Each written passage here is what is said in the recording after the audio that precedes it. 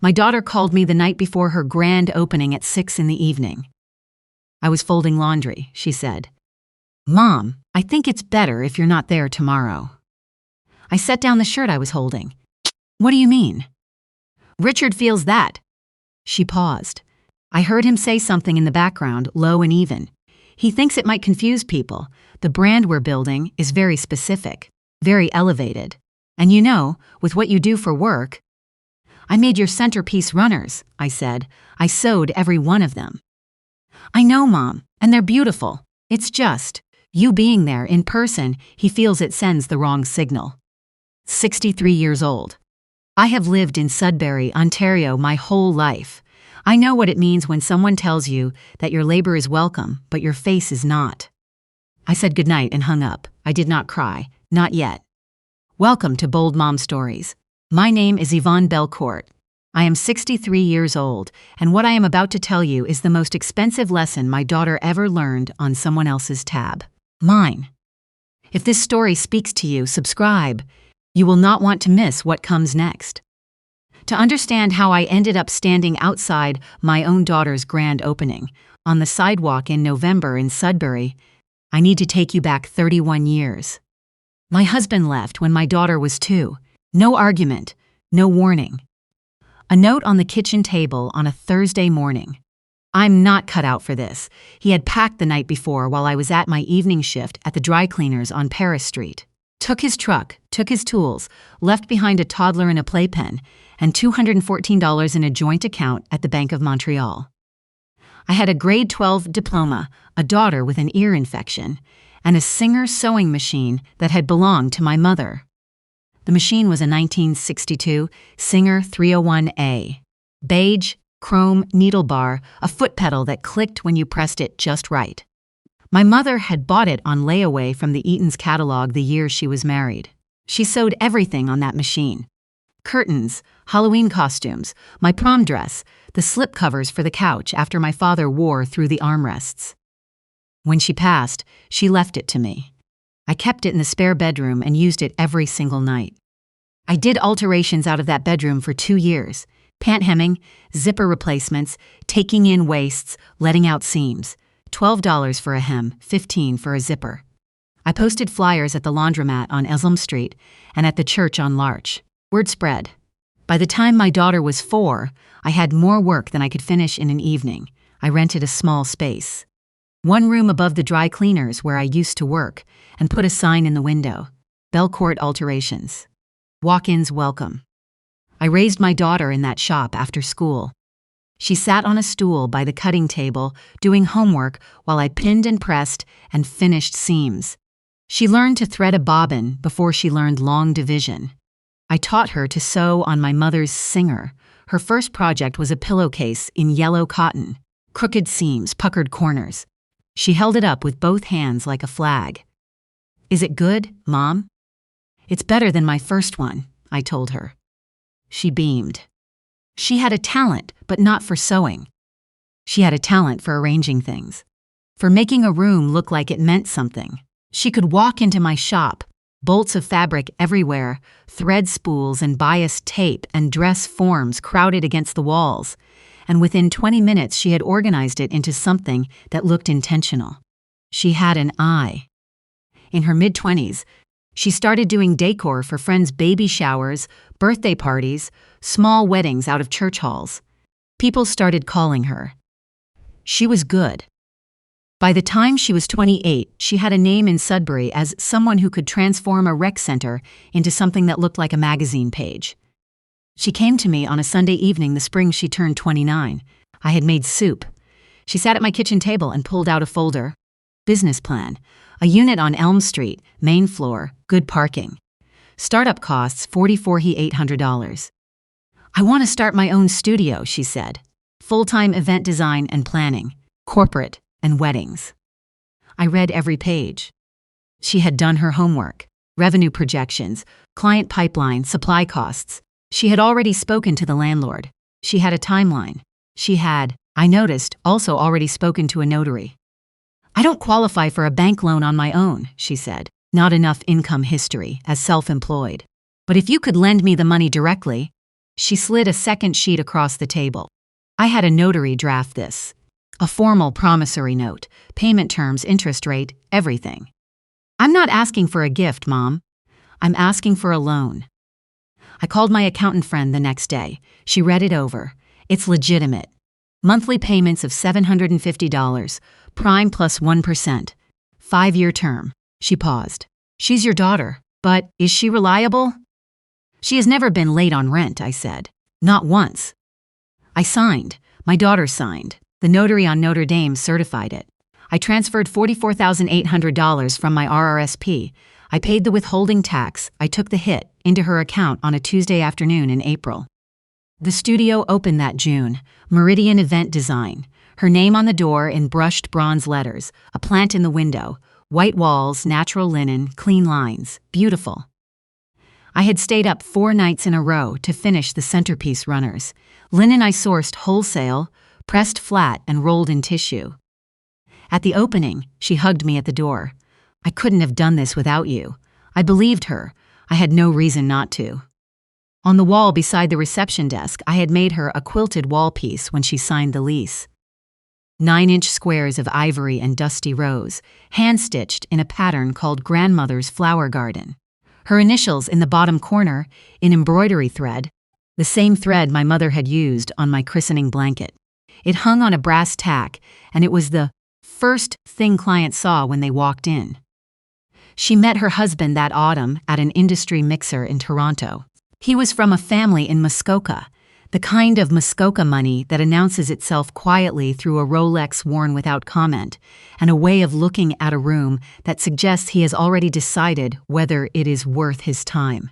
His family owned a commercial real estate development company. Properties in the GTA, holdings in Collingwood, a stake in a resort development north of Huntsville. He was handsome and well-spoken, and I watched my daughter change the way a hem changes when you let it out too fast. Things that were held together start to separate. The first sign was small. She stopped calling on Sundays. Then she stopped answering on the first ring. Then she started texting instead. Busy this week, Mom. Sorry. Richard has an event. Can't make it. Maybe next month. She redecorated the studio. New furniture. Blush and warm gray, the kind of palette that photographs well. She swapped out the linen runners I had made for ones from a supplier in Montreal. The white walls got a lime wash texture applied by a crew from Toronto. Then one afternoon I visited, and the quilted wall piece was gone.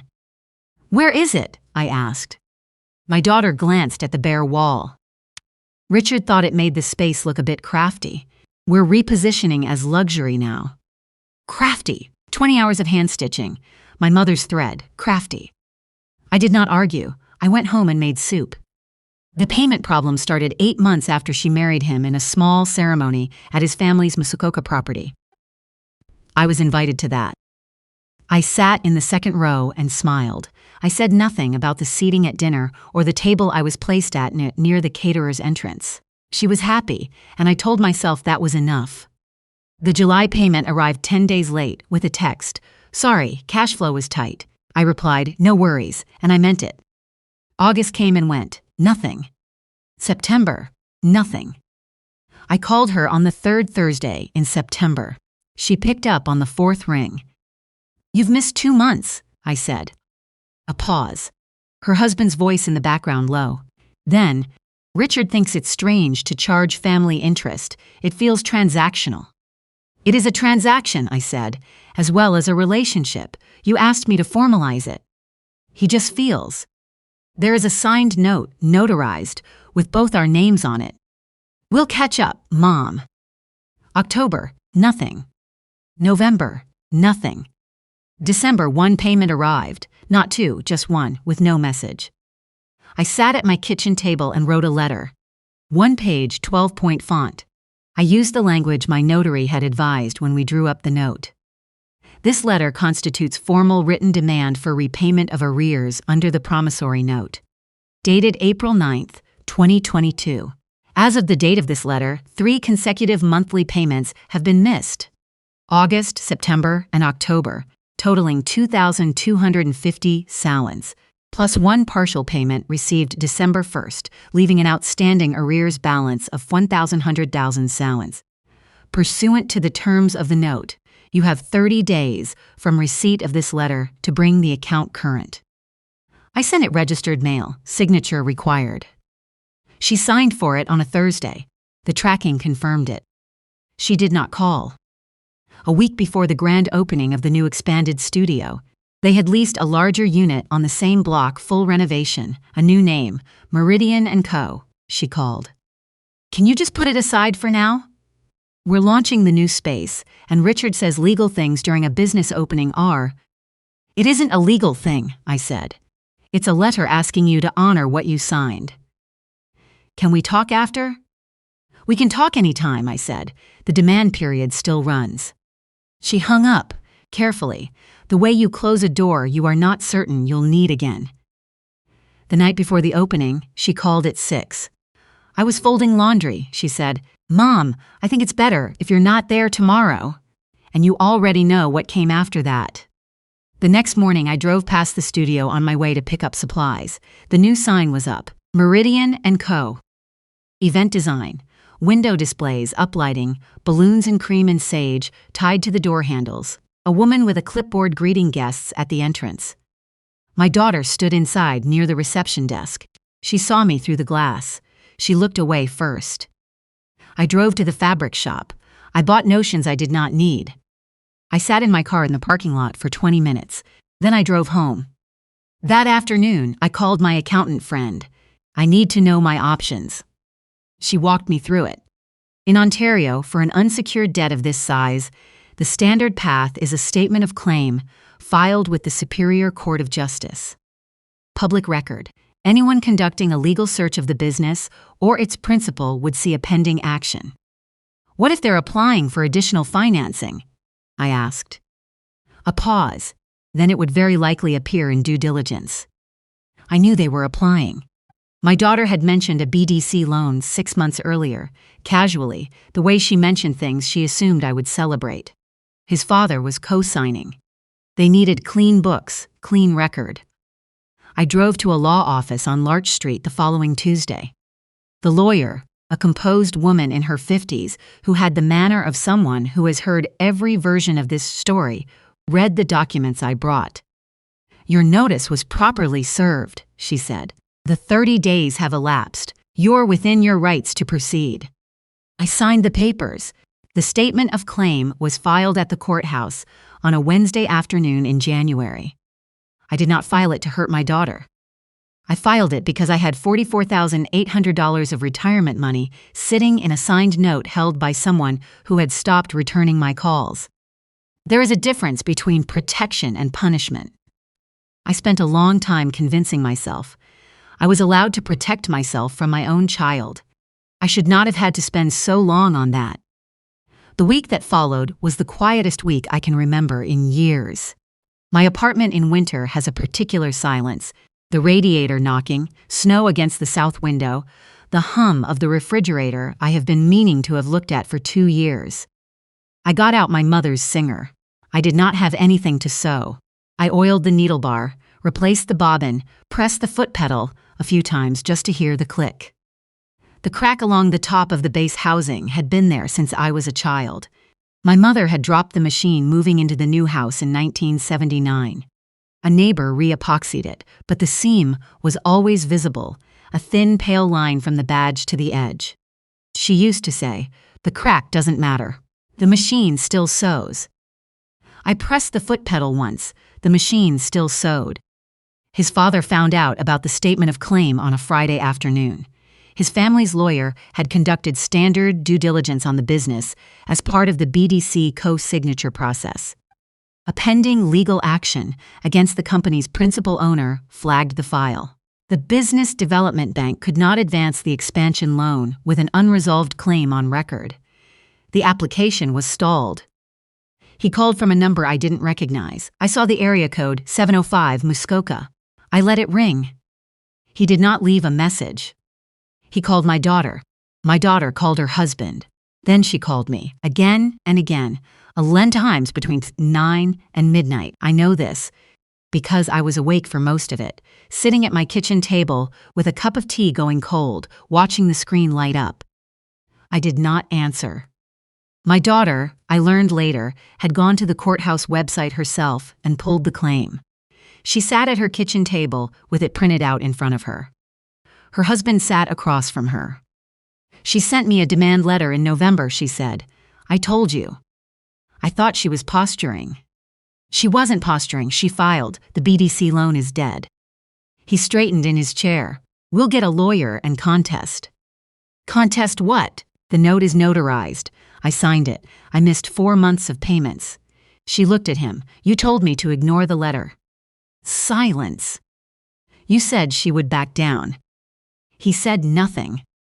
My daughter reached into the box she had pulled from the studio storage, the box of things that had been cleared out during the renovation, and found the quilted wall piece at the bottom, folded under a broken frame, and a sample book of fabric swatches. She lifted it out, smoothed it on the table. 9-inch squares.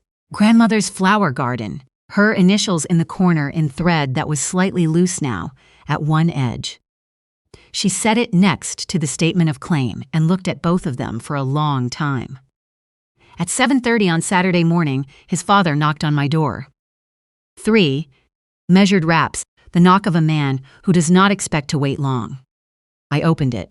Charcoal wool coat, good boots, the composed expression of someone who had arranged to purchase his way out of a problem before noon.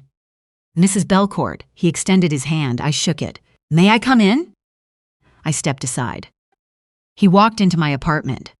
700 square feet, radiator clanking, my mother's singer in the corner on its stand, alteration tickets stacked by the window.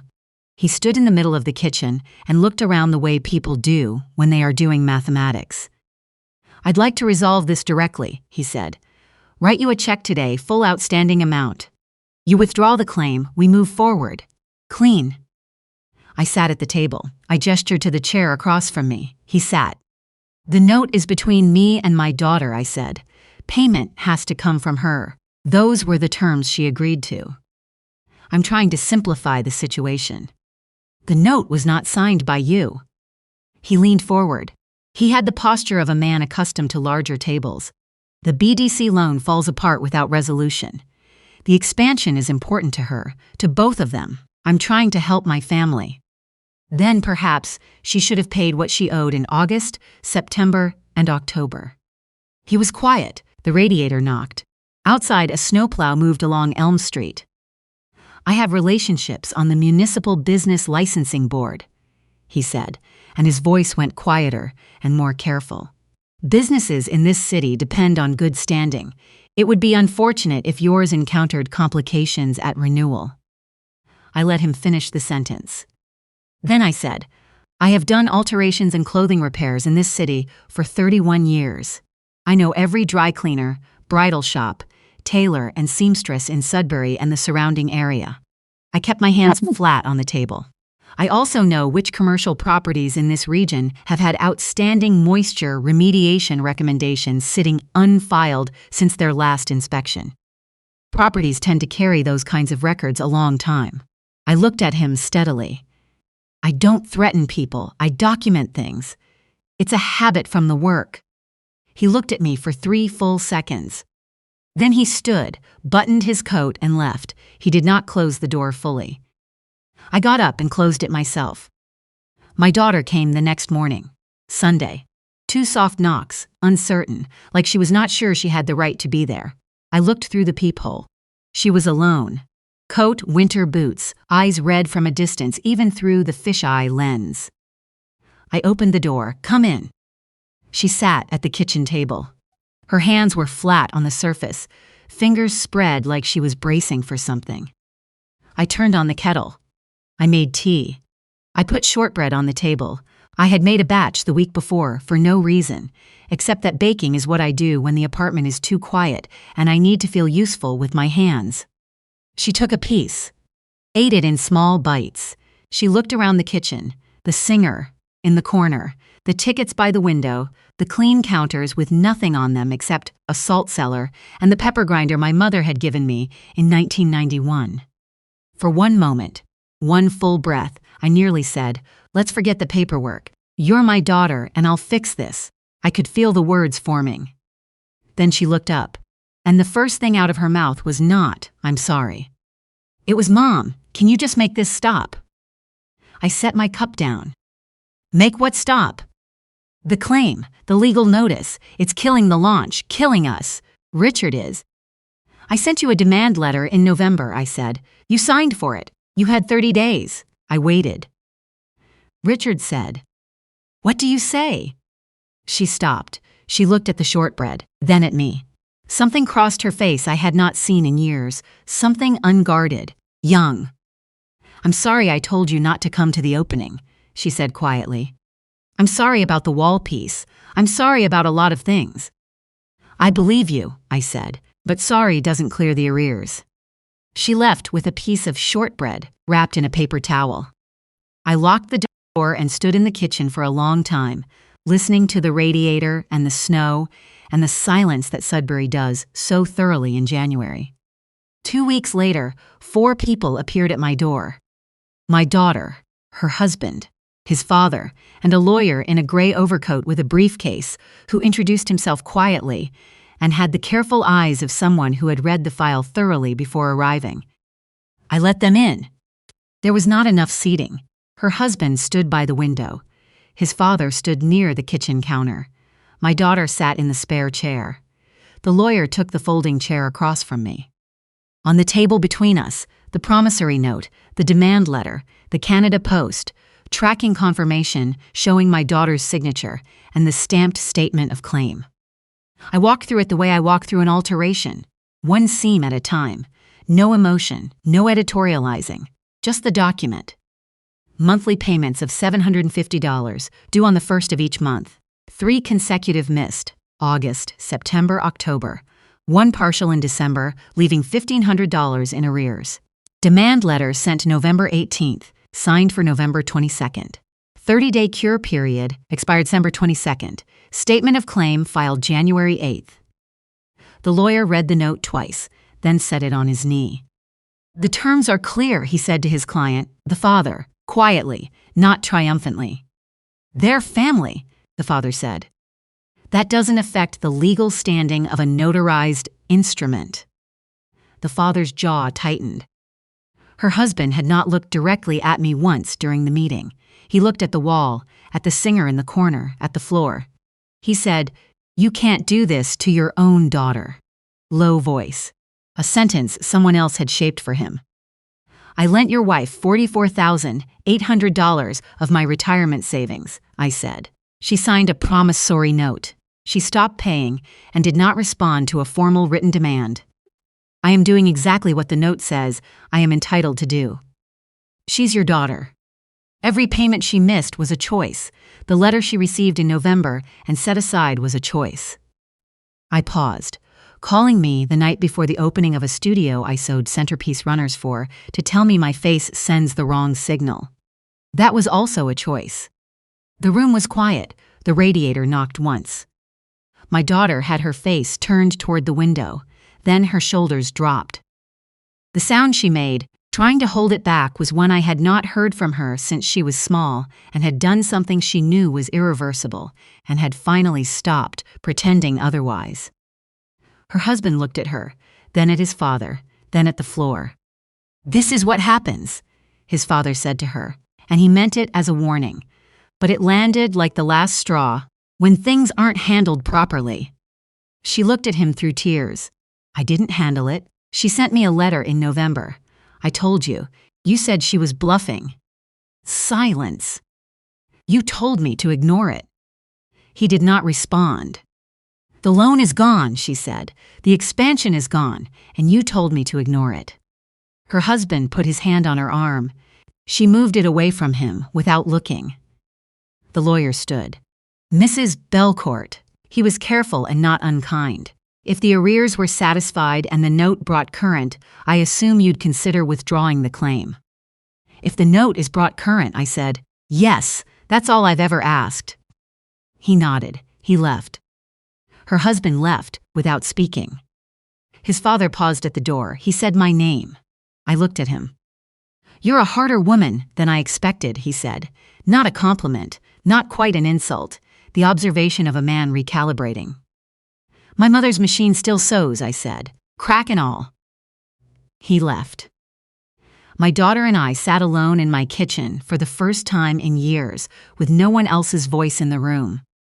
She looked at the singer in the corner for a long time.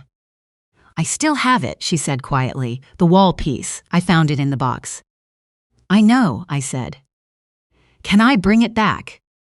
I looked at my daughter, 32 years old, red-eyed, sitting at the same table where I had read her business plan, where I had written the check that cost me 3 years of retirement contributions, where I had sat alone in December and drafted a formal letter to my own child because it was the only language left between us. "Pay what you owe," I said, "then we'll talk about the rest." She nodded. She stood. At the door, she hugged me, tightly, the way she used to when she was small and had broken something and was waiting to find out if things would still be okay. I held on, then I let go. What came after took time. Things that matter always do. The BDC expansion loan did not go through. With the claim on record and the co-signature withdrawn, the application was declined. The larger studio unit was leased by another tenant by February.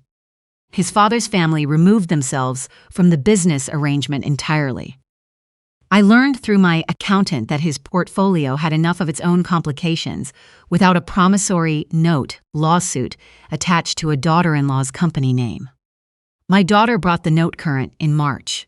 Full arrears, applicable interest she insisted on paying even though I had not pushed for it, and 2 months forward. She brought a certified check to my door in person. She handed it to me and did not say anything. I did not say anything either. I made tea. I withdrew the statement of claim the following week. She and her husband separated in June. He went back to Muskoka. She kept the business, the original studio, the right-sized one, the one she had actually built herself, without an expansion she had not yet earned. She calls me on Sundays now. Not every call gets answered, but I answer. In August, she came over with a box and set it on the kitchen table without saying anything. I opened it. The quilted wall piece was inside, cleaned and pressed. The loose thread at the edge had been re-stitched. Not by me. The stitches were uneven and careful, the kind you make when you have not done it in a long time and you are trying very hard to get it right. I held it and did not speak. "I practiced on a pillowcase first," she said. "The seams came out crooked." "They usually do," I said, "the first time." She hung it herself when her studio reopened in September. No fanfare, no balloons, just new business cards, and a coat of warm white she chose without asking anyone's opinion. The quilted piece went back on the wall beside the reception desk, first thing clients see when they walk in. My mother's singer is still in my apartment on Elm Street. The crack along the base housing has not changed in 40 years. I oil the needle bar. After every use, run a thin cloth along the throat plate, press the foot pedal to hear it click. Small things, consistent things. The small things are what keep the iron from rusting. I did not forgive my daughter because she was my daughter. I forgave her because she came back and did the work, and did not ask me to pretend the crack wasn't there. There is a difference. She needed to learn it. So did I. A mother's love is not unconditional surrender. It is the willingness to hold the line and leave the door unlocked. That is my story. If it spoke to you, leave a comment below. I would like to hear yours. Subscribe to Bold Mom Stories, and I will see you next time.